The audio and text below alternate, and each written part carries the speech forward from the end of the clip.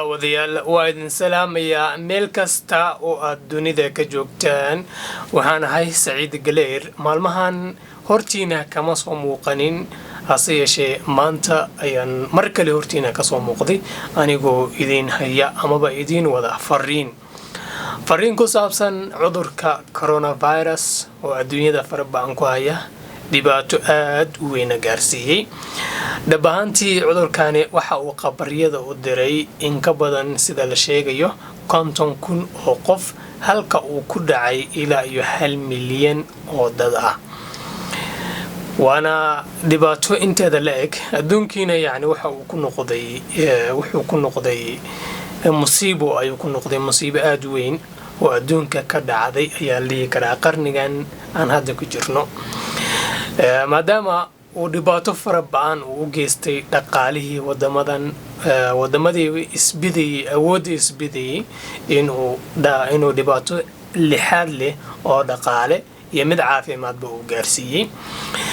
waxaa kaloo uu meesha soo dhigay cudurkani in uu yahay mid aan dadka kala aqoonin, oo hadduu wadankani caafimaadkiisa u fiican yahay, hadduusan fiicnayn, hadduu dhaqaale leeyahay, hadduu dunida saddexaad ku nool yahay amaba dunida koobaad sida la yiraahdo wadamada reer galbeedkaba uu ku nool yahay, inuusan cudurkani kala aqaanin ayuu soo bandhigay. wadamo fara badan oo dhaqaale fara badan ku bixi jiray dhanka militariga iyo dagaalka iyo leynta ummado kalena uu cashir u noqday oo ay dib inay u fikiraan ay tahay, oo ay ka fikiraan systemkooda dhaqaalaha, systemkooda caafimaadka. maadaama kasoo qaad talyaaniga amaba ingiriiska aan dhaho, waxaa laga la'yahay mashiinadii dadku ay ku neefsan lahaayeen ayaa laga la'yahay, iyo faransiiska baan dhahno mashiinadii dadku ay ku neefsan jireen, halka ay bilaayin dollar ay ku bixin jireen la dagaalanka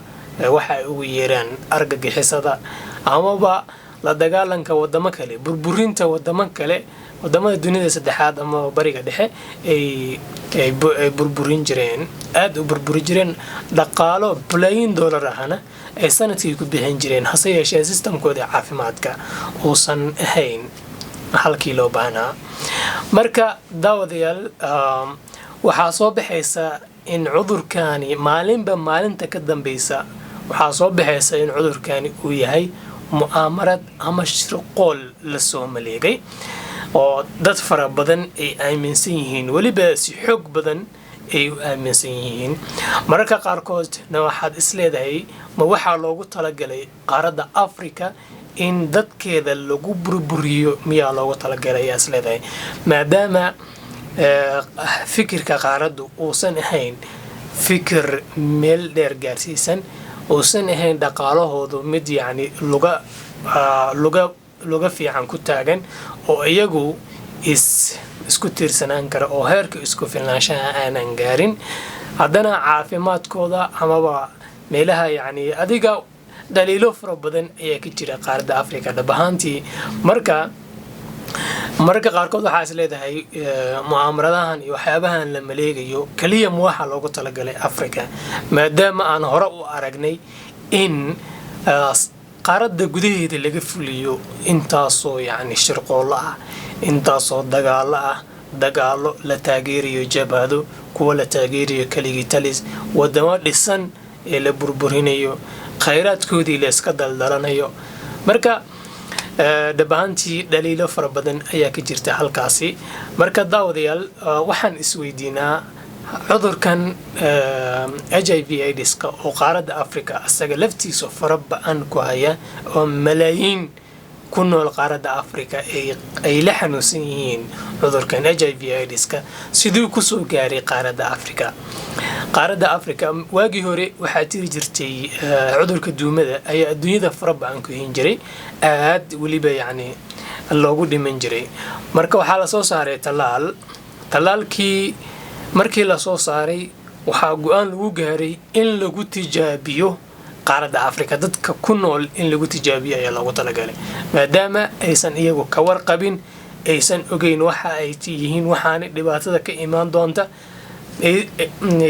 aysan ogeyn, ayaa qaaradda Afrika lagu tijaabiyey. waxaan idiin hayaa muuqaal tilmaamaya in waddanka Mozambique iyo Angola lagu tijaabiyey markii hore oo yacni cudurkan vaccine-kii ama waxa la jira talaalkii malaariyada lagu tijaabiyey talaalkii malaariyada marka waxaa ka dhashay viruskan HIV/AIDS-ka HIV-ga oo marka dambena isku bedela AIDS oo waxyeelo baan u geysta nidaamka difaaca bini'aadamka muuqaalkan qofka ka hadlaya waxa uu leeyahay markii hore waxaan helnay caawimaad military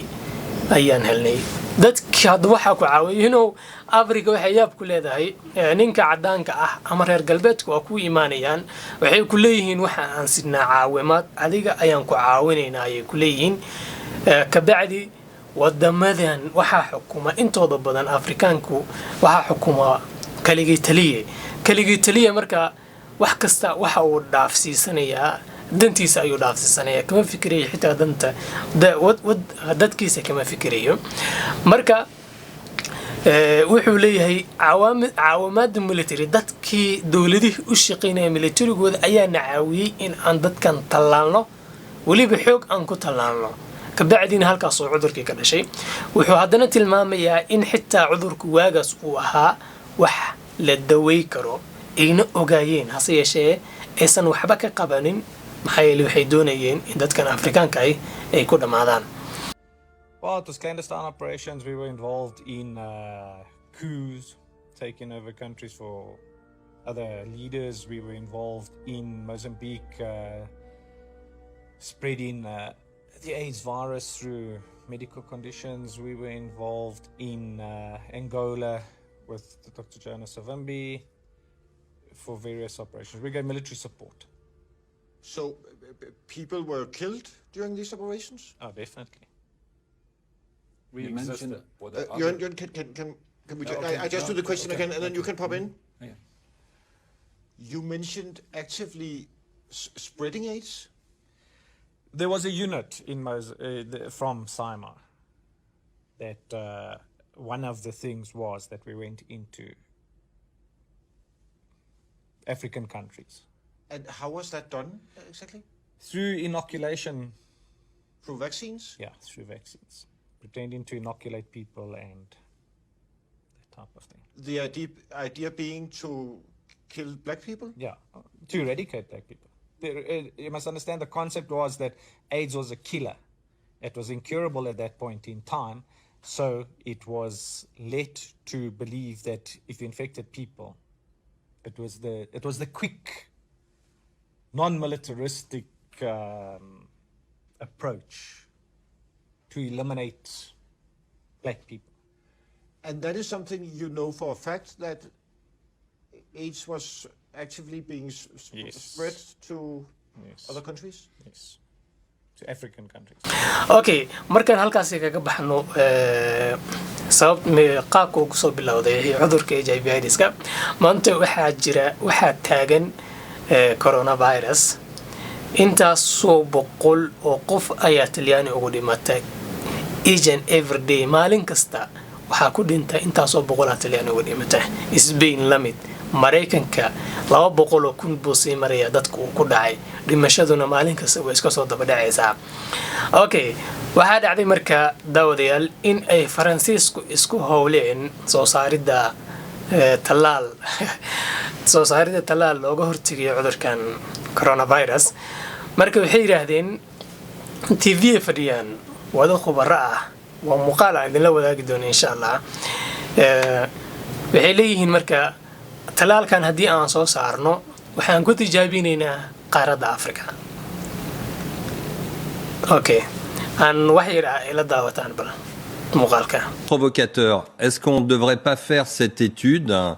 en Afrique où il n'y a pas de masque, pas de traitement, pas de réanimation, un peu comme c'est fait d'ailleurs pour certaines études dans le sida, où chez les prostituées, on essaye des choses parce qu'on sait elles sont hautement exposées et elles se protègent pas. Qu'est-ce que vous en pensez?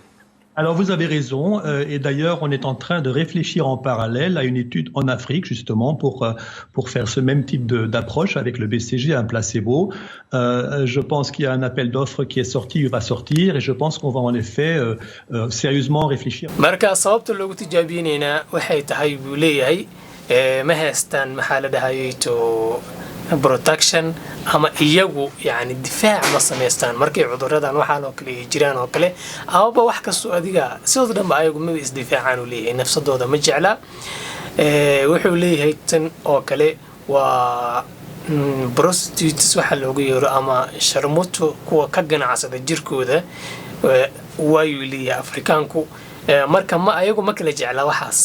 yani haddii waxaan lagu tijaabinayo iyo haddii kale iyagu ma kala jecla maxaa yeelay nafsadooda maba jeclaba marka sababtaas waxay tahay inaan aan qaadno talaalkan ee aan ugu soo tijaabino ayaga okay africa 23 qof ayaa ku dhimatay dad tiro badan uguma dhiman cudurkaani dhab ahaantii dadka uu ku dhacay ee qaaradda ku noolna waa dad yani aad u yar ilaa haatan laakiin wax imaan doona ilaah ayaa og hase yeeshee talyaani waxa uu sii marayaa 11,000 oo qof ilaa iyo adiga 12,000 faransiiska ay sheegin Spain ay sheegin Asianka wadamadan yani qaaradda Asia ku nool ay sheegin intaasoo dhan dadkaas uu saameeyay Mareykanka 200,000 uu saameeyay maxay tahay sababta inta dadka uu cudurkii hayo looga soo tago dad uusan cudurkii haynin la doonayo in lagu talaalo maxay tahay su'aashaas aniga waan isweydiiyey jawaabta marka meesha taalo waxay tahay haddii talaalkan maadaama uu cusub yahay talaalkan qofkii lagu talaalo ka waran cudurro tiro badan baa ka dhalan kara kow waxaa ka dhalan karta in uu cudurkii cudur ka sii xun inuu ka sii dhasho cudurkii cudur ka sii xun inuu ka dhasho sida aan hore uga soo sheekaynaba markii la raadinayay talaalka AIDS talaalka malaariyada uu ka dhashay cudurka AIDS-ka uu ka dhashay marka kasoo qaad cudurkan haddii qofkii lagu talaalo vaccine-kan haddii lagu talaalo amaba talaalkan haddii qofkii lagu talaalo waxaa ka dhalan kara kow in cudurkan hadda la hayo amaba jira cudur ka sii xun inuu imaado waa midda koowaad waa midda labaadee in ay shirqool ahaan in dadkan lagu baabi'iyo oo si aysan ogeyn markii la talaala ka bacdi 1 sano ama 2 sano ka bacdi ay cudurro kale ay oon la aqoonin ay u sii dhintaan iyo tan kale wadamada reer galbeedku waxay aad uga xun yihiin taranka ama tirada sii badanaysa ee dadkan qaaradda Afrika ku nool intooda badan ay yihiin dad dhalinyaro ah oo aad wax soo saar u leh marka maadaama ay dadkoodii ayaga ama qaaradoodiiba ay yihiin dad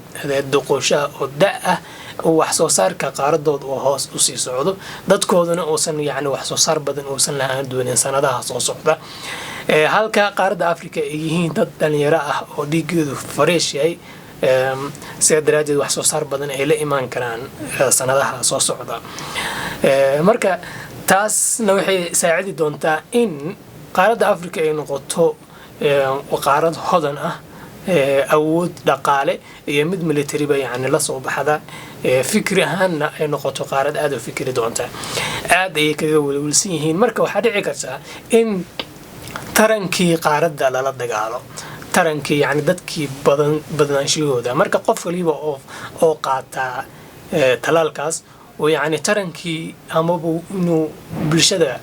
dhiig cusub ku soo daro uu awoodi waayo maadaama tarankiisii uu waxyeeleynayo intaasoo waxyaabood ayaa dhici karta marka waxay aaminsan yihiin dadkani in ay helayaan awoodo military yani kasoo qaad dowladahan Afrika jooga iyagu dawo ma soo saaraan talaal ma soo saaraan xalna ma raadiyaan wixii loo keeno ay iska qaataan marka haddii la keeno talaal lagu soo farsameeyay wadanka faransiiska ama wadamadan reer galbeedka ee aan lagu soo tijaabin dadkii halka ku noolaa ee lagu tijaabiyo qaaradda Afrika taas macnaheedu maxay tahay waa yani qaab doqonnimo ah dadkaygii aniga dhibaatada waan ka dhowranayaa laakiin dadkaaga ayaan waxyeeleynayaa marka dowladaha dadkan ka mas-uulka ah dhab ahaantii xil baa ka saaran. anaga hadda waxaan la hadlayaa dadka Soomaaliyeed ayaan la hadlayaa, waxaan la hadlayaa maamulada iyo dowladaha Soomaaliyeed ayaan la hadlayaa. dhibaatada ka dhalan doonta talaalka la soo wado ee cudurkan haddii aan la soo marsiinin hababka caalamiga ah ee lagu soo baaro ee marka hore aysan dadkooda kasoo bilaabin, maadaama dhibaatadu ay iyaga haysato iyaguna ay nooga badan yihiin ka Afrika ahaan, inaan la yeelin ruux Soomaali ahna waxaan ha joogo wadankii ha joogo ama ha joogo dibadda ha joogo ama meel kaleba ha joogo Afrikadan kale iska joogo, waxaan kaga dardaarmayaa inuusan qaadanin talaal la leeyahay cudurkan coronavirus ayuu dawa u yahay ama uu ka hortagayaa. dhab ahaantii coronavirus waa la dagaalami karaa iyadoon la qaadanin talaal, iyadoon la qaadanin ayaa la dagaalami karaa, sida ka dhacday wadanka Shiinuhu isagoon talaal qaadanin ayuu cudurkii soo afjaray. coronavirus kaligiisna adiga kuma cirib tiri karo, hase yeeshee talaalka la soo saarayo wuu ku cirib tiri karaa dhab ahaantii marka laga hadlo runta. marka dhibaatada hadda jirta dhibaato ka weyn ayaa soo socota. marka daawadayaal waxaan rajaynayaa inaad iga gaarsiisaan fariintan asxaabtiina iyo dadka yacni aad jeceshihiinba inaad la wadaagtaan ayaan rajaynayaa haddii aan la yiraahdo. muuqaalkii maanta intaas ayuu ku ogyahay, waad mahadsantihiin.